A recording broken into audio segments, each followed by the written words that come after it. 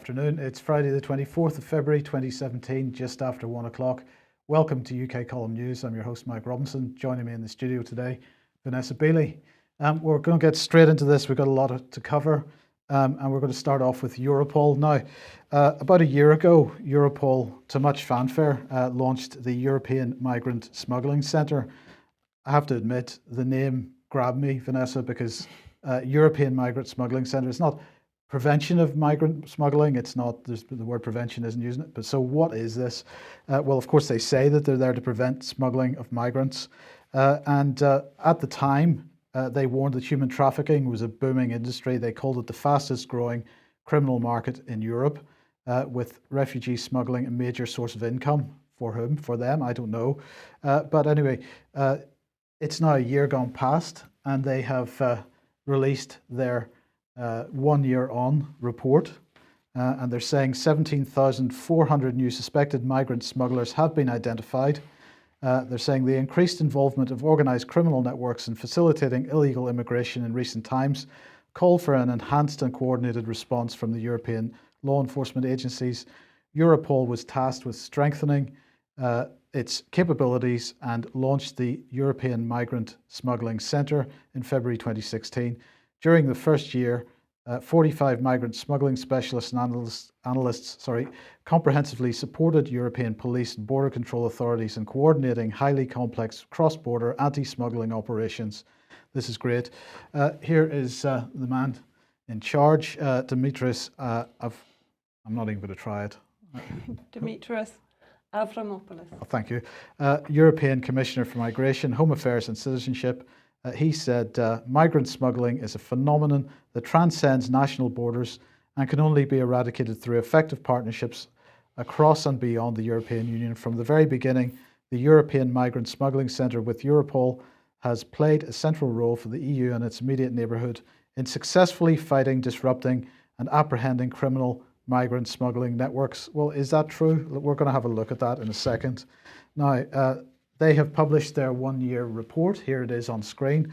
And they're saying that it's detailing 12,000 operational messages submitted via Europol's Secure Communications Network, representing a 34% increase compared to 2015. So that's good. They're sending lots of messages backwards and forwards. That's the top statistic that they wanted to mention. They're saying that these contain data on over 17,400 new suspected migrant smugglers and helped launch 2,057 new international investigations. Nearly a quarter of these investigations related to identity and or document fraud, as investigators reported detecting 2,589 identity documents that had been forged, counterfeit or reported as lost or stolen. In addition, 22 print shops or document forgery factories were identified and dismantled. And in the introduction to this, there is nothing at all about people. Nothing at all about people. So this is all a bit sad. Now, they also, we should point out, recently announced that they had identified 10,000 victims of child sexual exploitation, many of them who had been trafficked. And when I asked them how many convictions had come about from that, their response to me was that they don't hold those statistics. So, you know, what is the point of Europol under these circumstances? And Vanessa, what this looks like to me is an industry with a business model that's very similar to the war on drugs. Yeah. So you set up, you facilitate drug trafficking in the case of the war on drugs. The money flows, of course, are supporting the banking industry. And of course, you throw a few billion back at law enforcement so that you can run a PR campaign which pretends to be doing something about drug trafficking. This is exactly the same situation, I think, with humans. Absolutely. I mean, we're seeing a tremendous increase. We were talking about it this morning in what is effectively, for want of a better word, the harvesting of human beings. And we know for a fact, I haven't got the information in front of me, but there are European-funded NGOs involved in this human being trafficking. Absolutely. So let's just remind ourselves then of this report, because of course what happens to these people, these children, when they reach their destination, some of them come to the UK, where they go missing, and this of course happens right across Europe. So this report we mentioned a couple of months ago from an NGO called ECPAT UK and also a charity called Missing People, saying that 167 of 590 children suspected or identified as child trafficking victims in the year from September 2014 to 2015 vanished from foster and care homes across the UK. 593 of 4,744 unaccompanied children placed under the protection of local authorities went missing at least once in the same period. Of 760 trafficked or unaccompanied children who disappeared from care, 207 had never been found. And the majority of child trafficking victims who vanished from care, well, they mentioned the countries that they were from, including Afghanistan, Eritrea, Albania, Vietnam. It's not just the Middle East, it's other countries as well. And of course, we must also remind ourselves of the 2012 all-party parliamentary group for runaway and missing children and adults, talking about looked after children and care leavers. This was headed by Anne Coffey MP, if you remember. They were describing this as a scandal going on involving children missing from care. And of course, this is ultimately what happens. These children and adults being trafficked throughout Europe, some of them ending up in the care system from where they disappear out the other side. Nobody seems to know, and it looks like there is an industry built up around this. And I think we also need to be looking very hard at who is campaigning for open borders, because effectively open borders means free lanes for child trafficking. Right. Okay, so we're going to put a bit of meat on this now, and we're going to start off with this organisation, Amici del Bambini. This is an Italian organisation. Give us a bit of background to this. Well, we've only just sort of recently had this highlighted to us. Amici dei Bambini already have a history of child trafficking in Congo and Bulgaria, and they're now setting up in Syria. If we look back to their history, we see, as I say, that they have been accused within Italian courts of child trafficking. If we look at where they are focused in Syria, for example, they are predominantly in Aleppo, Homs, Damascus countryside, and Idlib. Now, these are predominantly not only the terrorist-held areas, so Nusra Front, ISIS, the various other extremist factions, but also where the UK-funded and US-funded, NATO state and Gulf state-funded White Helmets are also based. So it's interesting that this organisation, which claims to have affiliations with Syrian NGOs, is embedded, like so many others, in terrorist-held areas, opposition-held areas inside Syria, and that are also supported by the White Helmets. Now, they claim to have helped 35,000 children. Helped, I mean, there's no description of what that help entails on their website. So 35,000 children in the last 4 years, and they're putting out figures of 6 million children in need of humanitarian help inside Syria.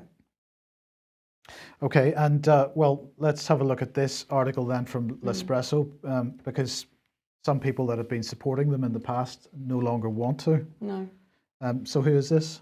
Espresso is Melissa Sata, and I believe you've got the body of the article to the Against Child Trafficking, which is a small independent NGO that is genuinely investigating and preventing a large sector of child trafficking. Right, so what this article says is Melissa Sata has suspended its cooperation with I'll Be Friends of Children. Launch of this is possibly not the best translation, but launch of the interrogations of the Guardia di Finanza for the scandal on international adoptions. These days, witnesses were heard in various offices from Lombardy to Sicily, and so it goes on. Basically, they're taking a step back from this organisation. And at the end of this article, it says, even UNICEF, after the scandal in Congo on adoptions, cancelled their funding to Albi of over 245,000 euros. Yeah. So this is widely recognised that there's a problem with this organisation. It's very widely recognised. I mean, if we even go back to Romania, also there is footage of Amici dei Bambini, again, campaigning for Romanian adoptions to be internationalised And Romania, of course, was protecting its children against child trafficking fundamentally through international illegal or illegitimate international adoption. So it was very clear even back then during the Romanian issues that Amici dei Bambini was campaigning internationally for open borders and international adoptions. Okay, so let's have a look at Kids Paradise here. This organisation linked. Yeah, Kids Paradise, basically, Amici dei Bambini claim to work with 4 Syrian, and they stress the fact that they are supposedly Syrian NGOs inside Syria to combat the children's crisis in Syria. And one of the first ones we looked at is this organisation, Kids Paradise. And if you go to the partners of Kids Paradise, you'll see there very clearly that Amici dei Bambini is shown. But also one of the more disturbing partnerships here is this organisation. Already the symbol, to me, is particularly suggestive and not in a positive way, is Human Wire, which is, again, based in the areas that we've been talking about, supporting children, refugees, one-to-one. But if we move on to this new innovative way to help refugees, this is particularly disturbing. This is basically a child advertisement page asking for donations that will go directly to individual children. So the child is named and photographed and money is taken in for those children directly. Well, in fact, there's an app for that. Yeah. And this is the worrying fact. If we look at the actual Human Wire concept, from what we can understand, it's putting the sponsor or the donator in touch directly with the child. Now, I mean, this, you're probably more versed in the legal aspects of this than I am, but it strikes me as extraordinary that these children are being put in touch. What are the checks? I mean, they claim that they do make checks, that they do take passport prints and so on of the people involved. But at a time when there's so much in the news about grooming of children on the internet via chat boxes and various other things, we're now putting adults who are providing money directly to children, apparently. And to a chosen child. They're given the photograph, they're given the direct details. Direct contact. Yeah. So the child's privacy is completely violated through this process. And one of the other organisations was Hidayah. Yeah, and bear in mind that Amici dei Bambini is claiming that they're only working, or that they are working with Syrian NGOs. Hidayah, again, is another. It follows very similar format to the other 4, all focusing on children, all promoting the various children's centres in the terrorist-held areas. Again, we have to focus on that. These children are in areas not protected by the government, but actually held by terrorist organisations. So one wonders, I mean, we saw in East Aleppo, a French charity, Syria charity, basically doing the same thing, advertising children for donorship and sponsorship. Where are those children now?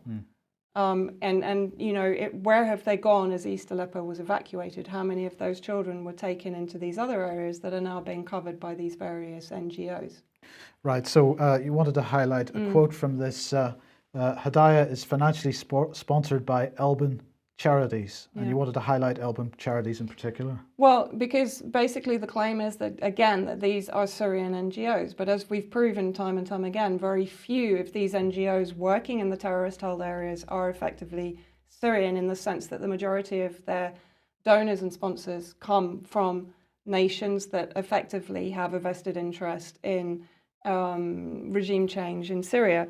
And this organisation, which is financing Hidayah, is actually based in North Carolina. So again, we have a United States involvement and backing behind one of these child helping NGOs. Okay, well, just before we move on from this, then I just wanted to highlight Amnesty International again, and this is a tweet from Maria Serrano Martin, because I find this a bit disturbing. We've seen mainstream media reports which are very similar in the Daily Mail and other newspapers, But here we have a tweet saying unaccompanied minors trying to leave Bulgaria, unprotected by a dysfunctional system where no one takes responsibility.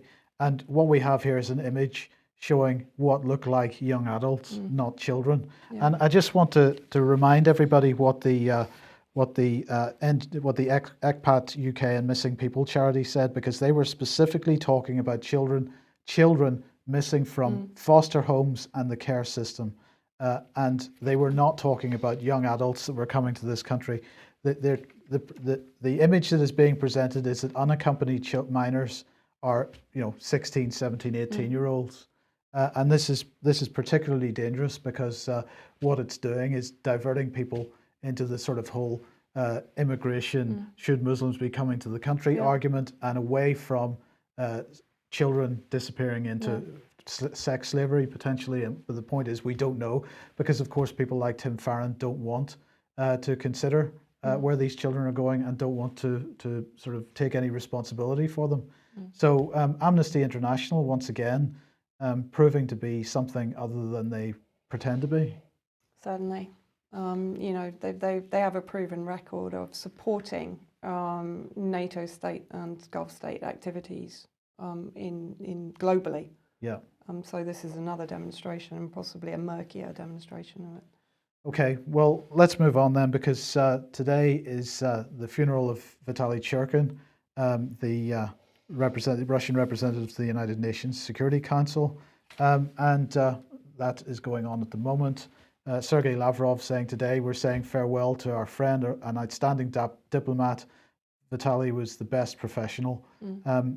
But still, as far as I'm aware, I haven't seen anything, still nothing from Matthew Rycroft, nothing from his colleague apparently, nothing from No, it's extraordinary. Boris Johnson, nothing from the Foreign Office, Yeah. nothing from Theresa May. I mean, it's an extraordinary breach of diplomacy, if nothing else. Yes.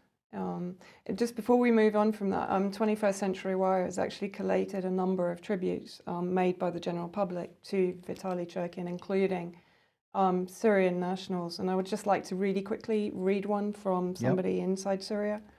Churkin was Syrian more than a lots of Syrians themselves, fearless in defending Syria, a hero in the time of traitors. Churkin was the only one who raised his hand high in the sky in the Security Council 6 times to avoid invasion of Syria and to protect Syrian civilians against the American killing machine. From the heart of Damascus, we are praying for your soul to rest in peace, and we grieve you as a great hero in Syria, and we grieve you with your family, because according to my mother, who's 60 years old, when she read the news of your death, she cried and said, a true Syrian hero fell during this dirty war against us, and may your soul rest in peace. That comes from somebody that I know based in Damascus, and that was the general feeling from the majority of Syrians. A great loss, actually. Okay. Right, Vanessa, you are under attack. Yes. So let's just put this up. Apparently you're an atrocity denier. I'm an atrocity denier because this was actually issued after my talk on Syria that I gave in Bristol last week, and was followed up by another talk in Birmingham that was equally attended by various intervention supporters, let's be kind, and say that they're in favour of regime change in Syria and intervention, which effectively means that they support the NATO and Gulf state extremist factions trying to impose regime change in Syria against the will of the majority of the Syrian people. And apparently that means that I'm denying atrocities. And the threat at the Bristol talk, as they were thrown out, was basically that all atrocity deniers should be hunted down. So that effectively it's a threat. It's quite a nasty threat. You should be hunted down. Yeah. Yeah. Yeah, and that terminology is being used by pretty much all of them affiliated to the Syria Solidarity UK. And part of their fury was as a result of this cartoon, which was created by an amazing cartoonist, Rob Amos, which showed myself and Ava Bartlett shooting down the very propaganda that these people are producing. So, effectively, I have to look at it as a compliment in the sense that they consider me or us to be enough of a threat, that they are starting now to take an interest in physically threatening us. Okay, well, let's just advertise your next talk, which is in London at the Marx Memorial Library, 37A Clerkenwell Green. Yeah. That's on the 1st of March, begins at 7 p.m. It's entitled Aleppo, Fall or Liberation. Are you expecting some of these people to turn up to that? Yeah, definitely, because the Syria Solidarity UK movement is pretty much based in London, so I'm fully expecting them to turn up. So if anybody's in London, it would be great to see you, for one thing, but it would also be great if you came along to support what is effectively the true situation inside Syria, and to support the Syrian people against these kind of true atrocity deniers. Okay, well, we're going to move on to Yemen now, and but before we do, we've mentioned Matthew Rycroft once. We've got a little video clip of Matthew Rycroft as a lead into the Yemen section. So let's watch that. It's just about a minute long, and then we'll discuss it. Do you think in Yemen the airstrike campaign contributes to the humanitarian crisis, bombing of ports, etc.? In all four of these cases, there is a mixture of factors.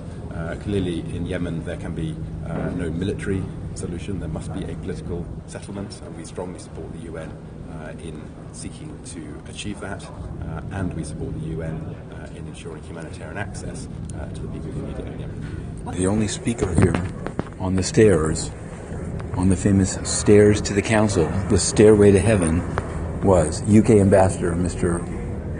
Okay, so what do you think of Matthew Rycroft? Well, I mean, you know, it's extraordinary. We've seen such extraordinary displays of, I'm not even quite sure what to call it, arrogance and ignorance from Matthew Rycroft, including his walking out on the Syrian permanent representative at the UN when he started speaking, which can only be described as schoolyard tactics.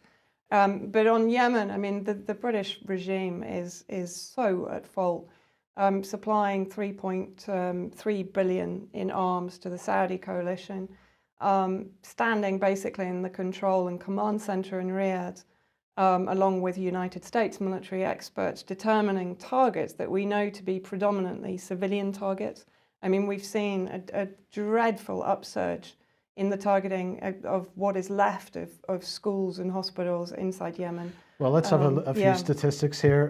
What's that? 15 airports, 319 stations. What's that? 1,500 bridges, 400,000 homes, government facilities, mosques, schools, health facilities. So it goes on. So this little infographic showing the statistics of what has been destroyed. And of course, we've seen this in Libya, we've seen this in Syria, we've seen this in Iraq. It's the infrastructure that people need to do their day-to-day business, which is being targeted. So, you know, the key point here is this is not a civil war, but it continues to be a war which the mainstream media, fake, calls a civil war, but drastically underreports. Absolutely, and endorsed and advocated by the British government, who still consider Saudi Arabia to be an important ally, despite the fact that they are effectively carrying out an illegal war of aggression and fundamentally a genocide of the Yemeni people, a sectarian genocide of the Yemeni people. Well, look, the next couple of images may be disturbing to some, but we're not going to apologise for it because we've got to understand what is being done here. So the Yemen Post newspaper, another child killed, Saudi airstrike, attacked family vehicle, killing child and injuring 9. But of course, it's the starvation, which is one of the really huge problems here because no food, no medicine, no hope. And medicine, we shouldn't forget because people are dying as a result of a lack of medicine. Absolutely, and if you move on to the next slides, I'll run through the main points. And if anybody wants to follow what is really happening on the ground in Yemen, I do recommend Arwa Wrights, with whom I worked at the UN in March 2016. Now, when I run through their statement to the UNHRC, the 34th session, which was the end of 2016, basically, I mean, I think we've explained this before, UN Resolution 2140 and 2216 has fundamentally inflicted the humanitarian blockade upon 27 million Yemeni people. It's increased food. Basically what it is an embargo which was effectively put on 5 named individuals, but is being exploited by the Saudi coalition to effectively, collectively punish 27 million Yemeni people, including, of course, millions of children. And so we've seen food insecurity, a 33% increase since pre-war 2014. We've seen 2.2 million babies and children are acutely malnourished. 500,000 children, which sadly is exactly the number that died in Iraq, of course.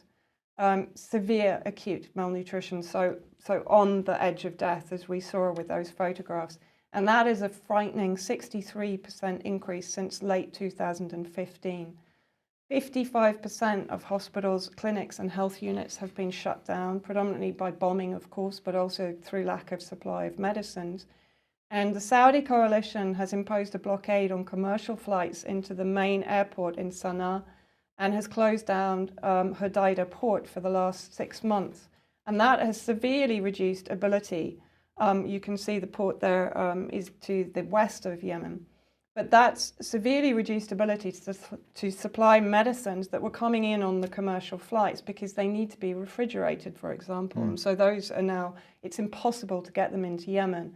Incoming ships have been diverted to Jeddah or to another port or to a port in Djibouti, which adds further delays of 3 months of supplies getting into Yemen. And even when they do head for Yemen, we then have the UN again turning the screws on the Yemeni people by introducing the UN verification and inspection mechanism, which is further exploited by the Saudi coalition to ensure further delays, which results, of course, in the perishing of goods, etc., and sometimes of them not even arriving.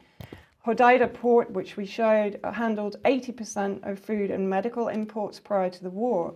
Even now, if the boats do get into Hodeidah, which currently is shut down and has been regularly bombed by the Saudi coalition purposefully, they've destroyed all the lifting equipment, cranes, and so on.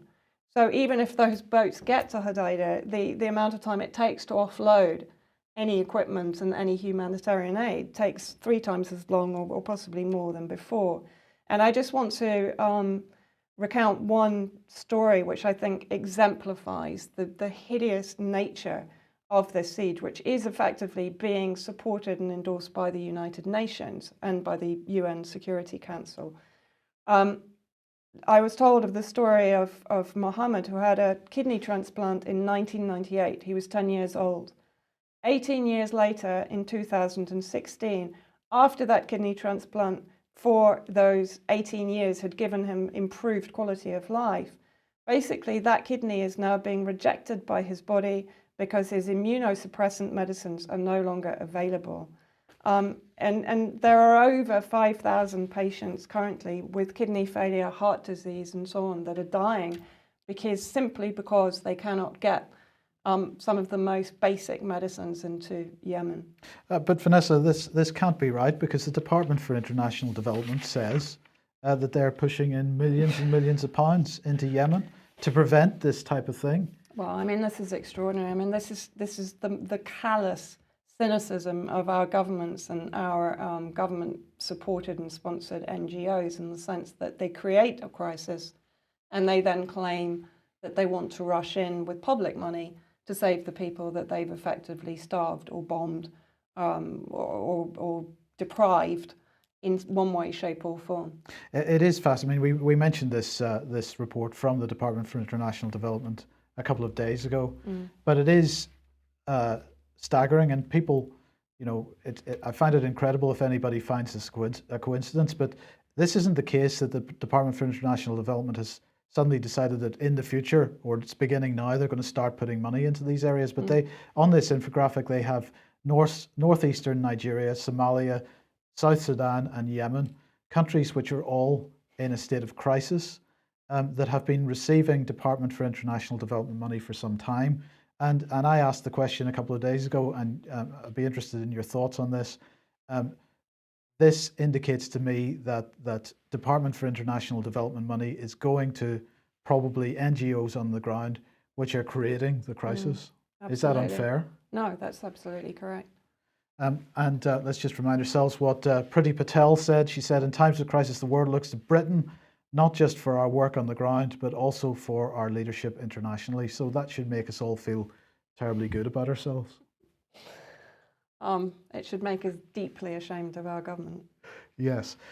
Okay, well, let's move on to Syria then. And this article, 130 bodies found in Syrian mass grave. 130 fighters shot, execution style, or beheaded by rival jihadists have been found in mass graves in northwest Syria, according to France 24 here. A monitoring group and rebel sources said on Thursday. Grim discovery comes nearly a week after clashes in Idlib province between various jihadist groups. And we're seeing, again today, suicide bombings, which appear to be, they appear to be targeting each other. This seems to be potentially an interesting move by the Syrian government to sort of corral these people all in a very tight group, because they seem to be doing the government's job for them. Well, I mean, I guess it's kind of inevitable. I mean, we knew even prior to the evacuation from East Aleppo that within East Aleppo itself, the various extremist and militant factions were fighting among themselves, not on any ideological basis, because really ideologically they meshed together. But on, for equipment, for territory, for influence. And another quite interesting story in the same or in a similar area is that one group, Hayat Tahrir al-Sham, which is Al-Qaeda linked, basically besieged an ISIS-backed group, Liwa al-Aqsa, in Khan Shahun and Marek. And fundamentally what has now happened is that there's been a mass evacuation of the ISIS-backed group towards Raqqa, so joining the ISIS forces in Raqqa. And prior to leaving, of course, very similar to the extremist groups leaving East Aleppo, they burned all equipment so that the in situ terrorist groups didn't have access to new equipment. So I think what we're seeing is, gangs and counter gangs. We're seeing gang warfare basically going on right now, and to some extent, let's hope that they eliminate themselves.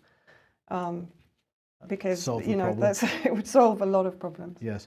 Okay. And this article from you on 21st Century War, an exclusive, Raij Saleh's terrorist connections within White Helmet leadership. Well, I mean, this is a very interesting fact. The battles that are going on right now are very much focused around, obviously, Idlib, but Khan Shahun, which is a major, important strategic area inside Idlib. But there, in that area, in Khan Shahun, there is a White Helmet Centre. And that White Helmet Centre is run by Mustafa Al-Haj Yusuf, who is best friends of Raij Saleh, as seen in various photographs with Raij Saleh. So this is a White Helmet leader with connections to Raij Saleh, who's about to walk up the red carpet at the Oscars on Sunday. And this is a guy, Mustafa Al-Haj Yusuf, who has basically called for the shelling of civilians in Damascus during elections in 2014 on his social media pages. He's declared allegiance to both ISIS and to al-Sham. In fact, he's calling for unity of the extremist named terrorist groups in Idlib, and various other extremist statements that he's put out on his social media accounts tie him very directly to extremist and sectarian violent ideology.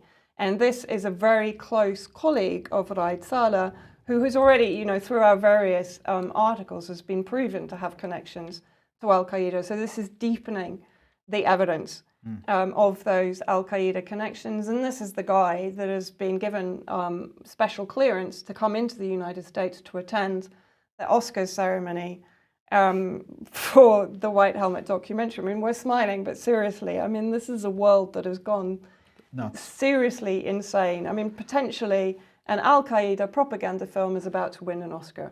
Yep. Brilliant. Okay, well, look, I think this is the last article we've got today, but this story has been doing the rounds. This is a bit of a fake news story in itself. It is a brilliant fake news story. So the Metro, the Mail, who else have we got there? The Sun and the Independent, all covering this. Female cyclist catcalled by man in van, chases him down and exacts her revenge. Unfortunately for the mainstream press, this turned out to be a complete hoax. It turned out to be a complete hoax. In fact, if we go to the slide of Jungle Creations, who made the movie, where they actually put out a notice. This one? Yeah. Yeah. Where they apologised, I think, for the fake film. Right. But I think they tried to sort of distance themselves from responsibility for having made a hoax story. But we then, Charles Shoebridge on Twitter actually messaged me and mentioned to me that on an absolute hunch, he'd gone to look at what else this organisation had made. And of course we found, or rather Charles found, that they'd been working with the Syria campaign, who is basically the PR company behind the White Helmets, on producing a White Helmets promotional movie. So interesting that an organisation which claims, I believe, to be the 6th biggest in the world has produced a movie for the White Helmets and has recently been caught out basically creating a hoax movie. And it's had, what, 49 million views, 803,000 shares, 1.3 million likes, 80,000 comments. But of course, if you've got the mainstream media just prepared to publish whatever you produce without any due diligence or any kind of background checks, whether it be the White Helmets or somebody cycling through London, then you've no problem raising those kinds of views. No, and it raised a huge amount of money. I think it was $105,000 for the White Helmets. And also, I called them just before coming on here, and I put it to them that I was very interested in who exactly had contacted them to make the White Helmet movie. Had they gone through any verifying process of the clips that they used for the White Helmets, and were they aware that there was extensive documentation and evidence leading to the connections of the White Helmets to Al-Qaeda, a terrorist group in Syria, at which point I have to say they couldn't get me off the phone fast enough. So let's look at who they are then. So Jungle Creations is the 6th biggest media company in the world. We've achieved this by creating 10 channels that live on social media. We create and curate the best content on the internet to entertain and engage our audience of over 21 million followers. We then work with the biggest brands in the world to create content we know their audience would love. Content they watch, share, enjoy, and act upon. We are the most effective way to interact with millions of people. So that's brilliant. Well, I mean, that effectively says it all, really, doesn't it? It describes the White Helmet PR apparatus perfectly. They're based in Shoreditch in London, by the way, so they're not that far away from us either. Okay, and this is another part of their website showing again the Syria campaign front and center, actually, of their the videos they want to promote. Yeah. Okay, well, that brings us to the end of the program today. Thank you very much for joining us, Vanessa. You'll be back with me on Monday, I believe. Well, we hope you all have a great weekend. We will see you at 1 p.m. as usual on Monday. Thanks for joining us. Bye-bye.